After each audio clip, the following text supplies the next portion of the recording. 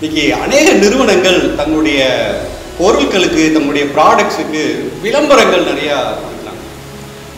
ஒரு உதாரணமாக நம்ம சென்னை சூப்பர் கிங்ஸ் அப்படின்னா தோனி அவர் தான் ஞாபகத்துக்கு வருவார். மும்பை இந்தியன்ஸ் அப்படின்னா டெண்டுல்கர் ஞாபகத்துக்கு வருவார்.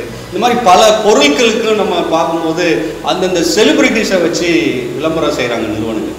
இது ஏன் அப்படி செய்கிறாங்க அப்படின்னு சொல்லி பார்க்கும் பொழுது, தங்களுடைய பொருட்கள், அது ப்ராடக்ட்ஸ் வந்து மக்களுக்கு மிக எளிதாக சென்றடையணும் அப்படின்னா நல்ல மக்களுக்கு தெரிந்த ஒரு செலிபிரிட்டிஸ் இருக்கணும், அவங்க ஃபேமஸாக இருக்கணும் அப்படின்னு சொல்லி அவங்க மூலமாக விளம்பரத்தை செய்கிறத பார்க்குறோம்.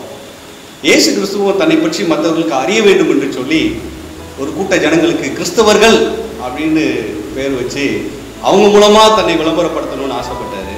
ஆனால் நாம் எப்படி இருக்கோம்? கிறிஸ்தவர்களாகிய நாம் எப்படி இருக்கோம்? ஆண்டவருக்கு ஒரு சரியான விளம்பரதாரர்களாக இருக்கிறோமா?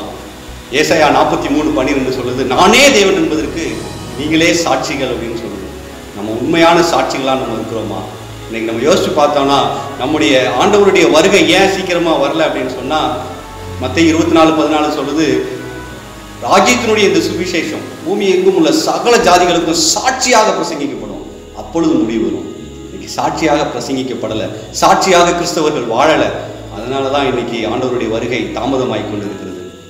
இயேசு கிறிஸ்துவுக்கு நாம் உண்மையான விளம்பரதாரர்களாக, நல்ல சாட்சிகளாக நாம் ஜீவிப்போம் என்று சொன்னால் ஆண்டவருடைய வருகை மிக சீக்கிரமாக வரும். இயேசுவுக்கு நாம் உண்மையான சாட்சிகளாக, உண்மையான விளம்பரதாரர்களாக இன்று முதல் நாம் இருப்போமா? தேவன் நம்மை ஆசீர்வதிப்பாராக.